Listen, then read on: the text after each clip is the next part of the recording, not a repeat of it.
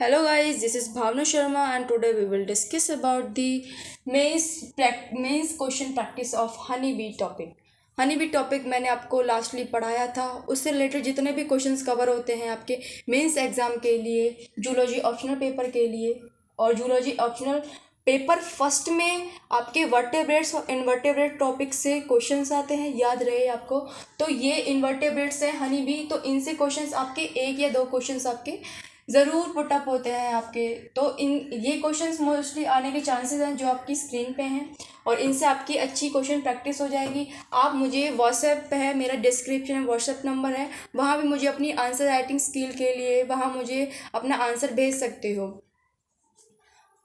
तो आपकी स्क्रीन पे फर्स्ट क्वेश्चन है, right external features of honey B.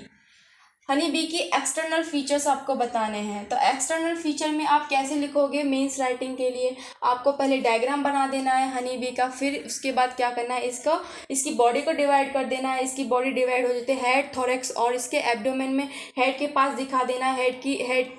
Head को ऐसे करके, जैसे हेड है ये, ऐसे डायग्रामेटिकली लिखना है और इसको ऐसे एरो करके हेड के पास कौन कौन से पार्ट्स होते हैं, हेड के पास एंटीना कर देना, कंपाउंड आइज कर देना, ऑसिलिस कर देना इधर की तरफ, और आप इजीली हेड के बारे में लिख दोगे। फिर मैंने आपको पढ़ाया था हेड के बारे में ऑलरेडी। और फिर इसकी बॉडी थोरेक्स आ जाती है, थोरेक्स के बाद लेग्स होते हैं, विंग्स होते हैं, विंग्स का क्या फंक्शन होता है, फोर विंग्स का क्या फंक्शन होता है, हैंड विंग्स का क्या फंक्शन होता है। तो दूसरी हेडिंग में ये लिख सकते हो आप। और फिर एब्डोमेन में लिख सकते हो ये आपके 6 सेगमेंटेड होती है, और 6 सेगमेंटेड में कौन कौन से आपके ऑर्गन्स प्रेजेंट होते हैं, तो उनको भी आप इजीली लिख दोगे। तो ये आपका एक्सटर्नल फीचर ऐसे इजीली हो जाएगा।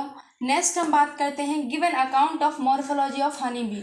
मॉर्फोलॉजी के बारे में बताना है। मॉर्फोलॉजी का मतलब मैंने आपको बताया था ना, study of external feature that is called the honey bee. Honey bee की एक्सटर्नल फीचर्स क्या होते हैं? उसके पास हेड, थोरेक्स, एब्डोमेन, उसका फीडिंग करेक्टर, उसका हैबिट, ये सभी मॉर्फोलॉजी के अंदर आप हेडिंग बना करके लिख दोगे इजीली। और डायग्राम ज़रूर बनाना बहुत इंपॉर्टेंट होता है, लेबलिंग अच्छे से करना ताकि चेकर को भी लगे कि हाँ बच्चे ने मेहनत की है। और थर्ड क्वेश्चन पे आते हैं, what is apiculture and how many method are use for it.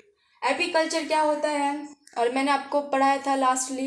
Apiculture का मतलब आप सबसे पहले इसकी डेफिनेशन लिखें। डेफिनेशन लिखने से अच्छा इम्पैक्ट पड़ता है। हेडिंग डालोगे डेफिनेशन ऑफ एपीकल्चर, उसके बाद लिखने के बाद आप क्या क्या डालोगे, how many methods are use for it. तो 2 टाइप्स के मेथड्स होते हैं, ओल्ड मेथड और न्यू मेथड। तो इसके बारे में आप लिख सकते हो, मैंने आपको पढ़ाया था। एपीकल्चर के बारे में डेफिनेशन दो, फिर इसके एंड में आप यूज ऑफ हनी का भी एक हेडिंग अलग से डाल सकते हो। नेक्स्ट हम, what is metamorphology of honey bee and make diagram of लार्वे।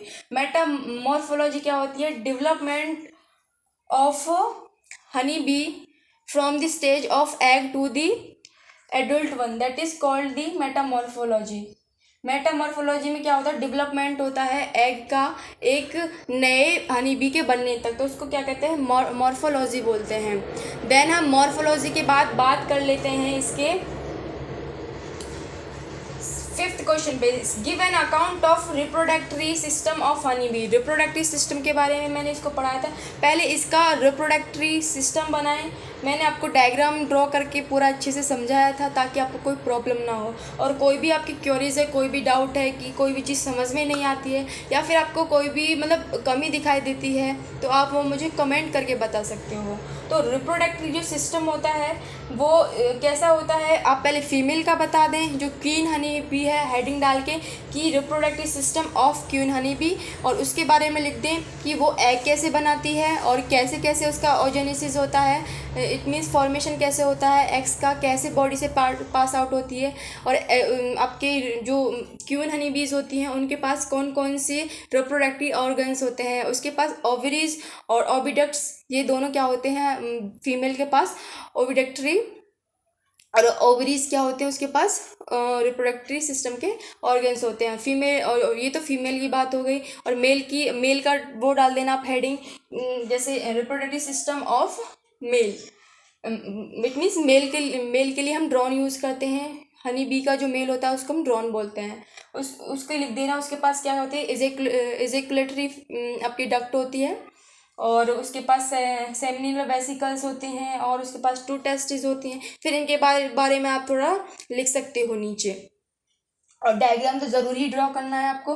तो ऐसा नहीं है कि इसने बोला नहीं है तो आप डायग्राम ड्रॉ ही नहीं करोगे एग्जाम में, तो उसका गलत इफेक्ट पड़ेगा। बेशक से आप डायग्राम ड्रॉ करके आए, लिख के कम आए तो वो ज़्यादा बेटर है। लेकिन आप लिख के ज़्यादा आ रहे हो, डायग्राम ड्रॉ करके नहीं आ रहे हो, तो उसका बहुत गलत इफेक्ट पड़ेगा। हाँ, तो 6 पे चलते हैं। How many types of honey bees are found in India depending on their work. How many types of the honey bees are found in the India. कितने टाइप्स की होती हैं? 3 टाइप्स की। वर्कर बीज, क्वीन बीज और ड्रोन बीज। बताया था ना मैंने आपको। वर्कर बीज का फंक्शन बताया था, न्यूट्रिशन देती हैं दोनों को, ड्रोन और क्वीन को, और क्या वैक्स बनाती हैं। और लेकिन ये क्या होती है, इनफर्टाइल इट मीन्स इनके अंदर क्या होता है, रिप्रोडक्शन नहीं होता है। लेकिन क्वीन जो होती है वो फीमेल होती है, क्या करती है, रिप्रोडक्शन करती है, एग लेइंग करती है। तो उसका फंक्शन लिख सकते हो। और ड्रोन का भी फंक्शन लिख सकते हो कि ड्रोन का फंक्शन क्या है, वो भी क्या करता है, फ्यूज़न करता है, और वो क्या विंटर के सीज़न में किल हो जाता है हाइव्स के अंदर। तो इसके बारे में लिख दोगे और इनकी स्ट्रक्चर बना सकते हो।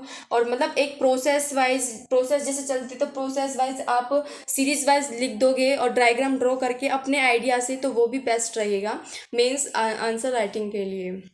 सो नेक्स्ट हम टॉपिक कवर करने वाले हैं, तो आज के लिए इतना ही। थैंक्स।